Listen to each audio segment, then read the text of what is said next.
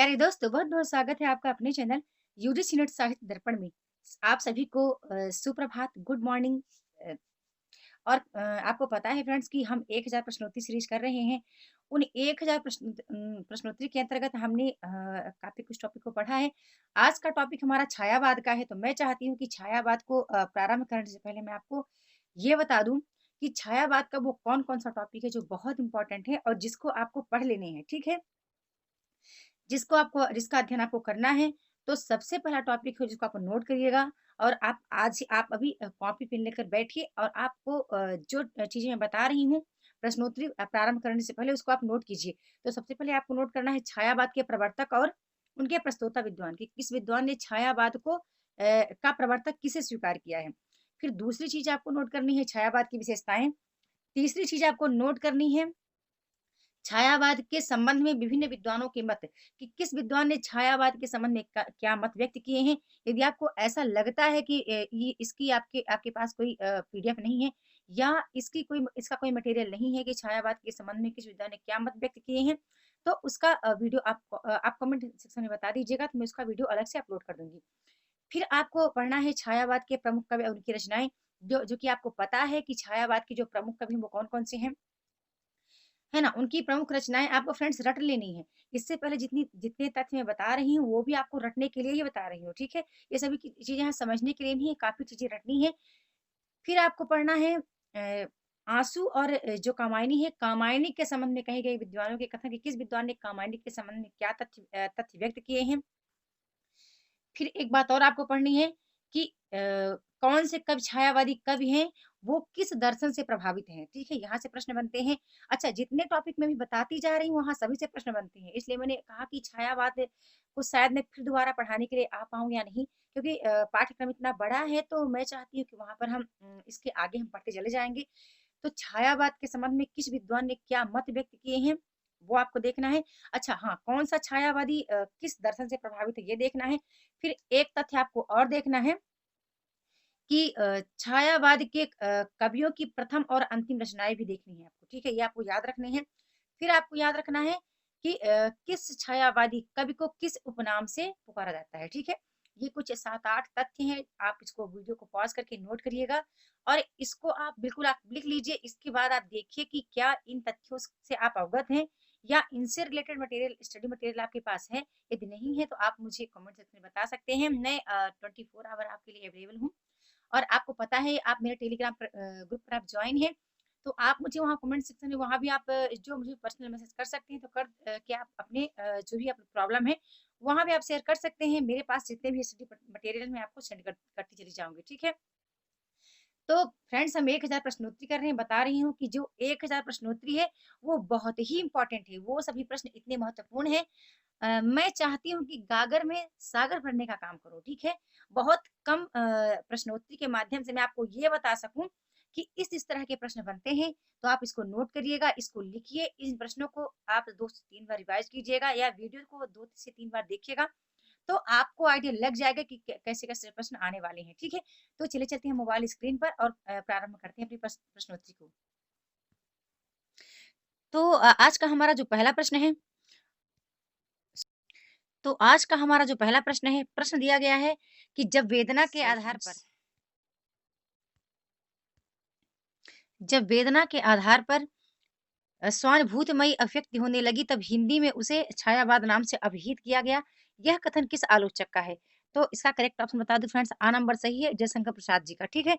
जैसा कि मैं आपको पहले ही बताती चली आ रही हूँ कि आपको छायावाद के संबंध में विभिन्न विद्वानों के मत देखने हैं कि किस विद्वान ने छायावाद के संबंध में क्या कहा है ना? तो यहाँ देखिए, ये प्रश्न को देखने के लिए मिल गया।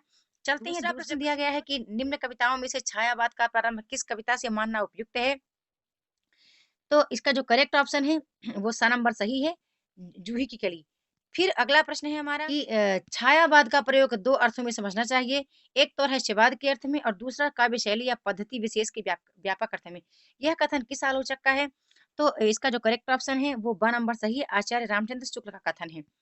फिर हाँ, अपना अगला प्रश्न देखते हैं। अगला प्रश्न है कि छायावाद के संबंध में ये पंक्ति पंक्ति दी गई है और जैसा कि मैं प्रश्नोत्तरी प्रारंभ करने से पहले ही कहती आ रही हूँ कि आपको क्या कौन-कौन से टॉपिक है जिसको आपने बड़े गौर से पढ़ने हैं, पढ़ने ही नहीं है बल्कि समझ कर रट लेना भी है ना? तो ये काव्य पंक्तियाँ हैं जो महत्वपूर्ण कवि हैं उनकी काव्य पंक्तियाँ पूछ ली जाती हैं। तो यहाँ पर एक पंक्ति हमने ले ली है कि धिक जीवन जो पाता ही आया है विरोध, धिक साधन जिसके लिए सदा ही किया शोध। उक्त पंक्ति किस कवि की है? तो ये निराला जी की है। प्रसाद जी अगला के उस प्रश्न काव्य संग्रह का नाम बताइए जिसकी रचना पहले ब्रज भाषा में की गई थी, किंतु बाद में उसे खड़ी बोली में रूपांतरित कर दिया गया। तो इसका करेक्ट ऑप्शन स नंबर सही है, प्रेम पथिक। फिर आज का हमारा अगला प्रश्न है, कामायनी में किस दर्शन की अभिव्यक्ति हुई है? तो ये देखिए मैंने यहाँ रचना से रिलेटेड लिया है कि कामायनी में किस दर्शन की अभिव्यक्ति हुई है।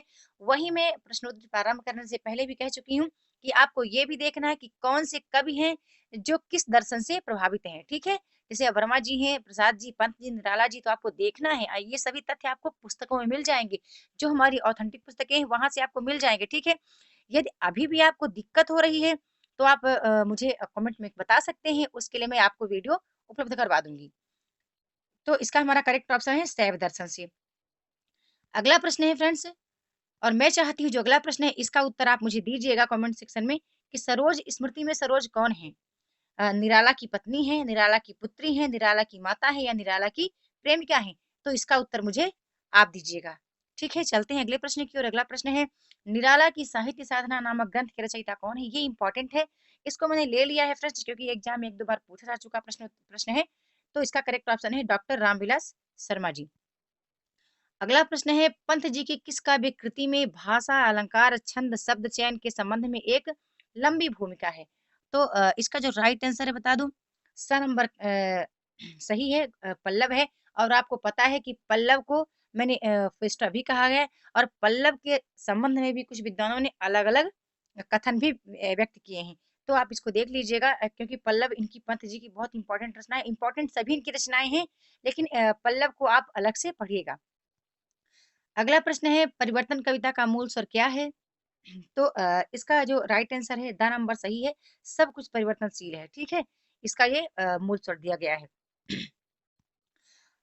अगला प्रश्न दिया गया है कि निम्नलिखित में से कौन-सी कृति में महादेवी की संपूर्ण रचनाएँ संकलित हैं? अभी देखिए मैं प्रारंभ करने से पहले ही प्रश्नोत्तरी को बता चुकी हूँ कि आपको ये भी देखना है कि इनकी जो रचनाएँ हैं वो किस काव्य संग्रह में संकलित की जाती हैं, है ना? तो ये इम्पोर्टेंट है क्योंकि ऐसे प्रश्न एग्ज़ाम में पूछे जाते हैं। तो इसका जो करेक्ट है वो यामा है, यामा में इनकी महादेवी वर्मा की संपूर्ण रचनाएँ संकलित हैं, ये जो 3 रचनाएँ हैं, ठीक है? यहाँ इतना ही पूछ रहा है, यदि किसी और भी रचनाएँ होती तो हम उसका अलग ही आंसर चूज़ करते, लेकिन यहाँ पर इसका करेक्ट ऑप्शन ये द नंबर सही है।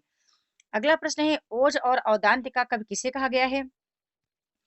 तो निराला जी हैं जिसको ओज और औद्यांत का कवि कहा गया है। फिर मैं और आपको बताती जा रही हूँ कि आपको ये भी देखना है, इनके उपनाम भी देखना है कि निराला जी को क्या कहा गया है, वर्मा जी को और प्रसाद जी को या पंत जी को। ठीक है, अगला प्रश्न है, पंत की कविता रजत शिखर, रजत शिखर किस वर्ग में आएगी? तो इसका जो करेक्ट ऑप्शन है वो द नंबर सही है, काव्य नाटक है। ठीक है, इनकी रचनाओं के आपको प्रकार भी देखना है कि कौन महाकाव्य है, कौन सा प्रबंध काव्य है, कौन सा गीत नाट्य है, कौन सी मुक्तक रचना है, कौन सी मिथकीय रचना है। ठीक है, ये सबको आपको देखना है क्योंकि मिथकीय रचनाएं भी फ्रेंड्स पूछी जाती हैं। तो आपको ये महत्वपूर्ण तथ्य है। मुझे लगता है कि इस तरह का यूट्यूब पर शायद ही कोई चैनल है तो जो आपको पूरी चीज़ें आपको पूरे तथ्य एक ही वीडियो में रख देते हैं। मैं चाहती हूँ कि आप लोग मुझसे जुड़े हैं, आप अपना टाइम मेरे साथ दे रहे हैं तो कि मैं आपके लिए सार्थक चीज़ें ही लेकर आई। है ना? चलते हैं अगले प्रश्न की ओर। अगला प्रश्न दिया गया है कि जूही की कली कविता को सरस्वती के संपादक आचार्य महावीर प्रसाद द्विवेदी ने क्या आरोप लगाकर प्रकाशित करने से इनकार कर दिया था? तो इसका करेक्ट ऑप्शन ब सही है, इसमें अश्लीलता है। अगला प्रश्न है, तोड़ती पत्थर कविता का मूल स्वर क्या है? तो इसका करेक्ट ऑप्शन ब नंबर सही है, प्रगतिवादी। अब आपको बताना है कि तोड़ती पत्थर कविता किस कवि की है, ठीक है? अगला प्रश्न है, राम की शक्ति पूजा का कथानक प्रतीक रूप से घोषित करता है। क्या घोषित करता है इसका जो कथानक है? तो द नंबर सही है, सत्य की असत्य पर विजय है, ठीक है? अगला प्रश्न है, अगला प्रश्न देखते हैं हम। कविता करने की प्रेरणा मुझे सबसे पहले प्रकृति निरीक्षण से मिली है। जिसका श्रेय मेरी जन्मभूमि भूमि पूर्वांचल को प्रदेश को जाती है। यह कथन किस कवि का है और यह कथन ये कभी अपनी जन्मभूमि को या अपना परिचय देते हुए इन्होंने संबोधित किया था, तो वो कवि कौन है? पंत जी हैं। अगला प्रश्न है, बहुत इंपॉर्टेंट है, ये प्रीवियस ईयर क्वेश्चन ही है। कुछ प्रश्न मैं बता दूं प्रीवियस ईयर हैं, कुछ प्रश्न मैंने खुद से लिए हैं। बता दूं, छायावाद जो है, छायावाद से कम से कम, छायावाद से ही मेरे पास 500 से 1000 प्रश्नोत्तरी थी। उन 1500 से प्रश्नोत्तरी के माध्यम से मैं चाहती हूँ कि 20 प्रश्न मैं आपको सेलेक्टेड यहाँ दूं। इसके बाद मैंने इसका जो बहुत बड़ा सार है, जो इसका निष्कर्ष है, वीडियो प्रारंभ करने से पहले ही मैं बता चुकी हूँ कि कौन-कौन से तथ्य हैं जिसको आप पढ़ने हैं और वहाँ से प्रश्न बनते हैं और वही प्रश्न मेरे पास हैं, तो मैं चाहती हूँ उनको आप पढ़ेंगे। इसके बाद वहाँ से जितने भी प्रश्न बनेंगे, तो कभी भी आप प्रश्न को, ऐसा नहीं है कि आप हल नहीं कर पाएँगे, उसका आंसर आप ज़रूर सॉल्व कर लेंगे। यहाँ पर प्रश्न दिया गया है कि प्रसादकृत प्रलय की छाया की विषय वस्तु के केंद्र में कौन है? तो इसका करेक्ट ऑप्शन है दानंबर रानी कमलावती का पश्चाताप। अगला प्रश्न है, उज्ज्वल वरदान चेतना का सौंदर्य जिसे सब कहते हैं, यह पंक्ति कामायनी के किस सर्ग से लिया गया है? तो करेक्ट ऑप्शन है लज्जा सर्ग। अब देख लीजिए, जितने प्रश्न मैंने लिए हैं, तो आप समझिएगा कि इनसे रिलेटेड प्रश्न बनेंगे ही बनेंगे, है ना?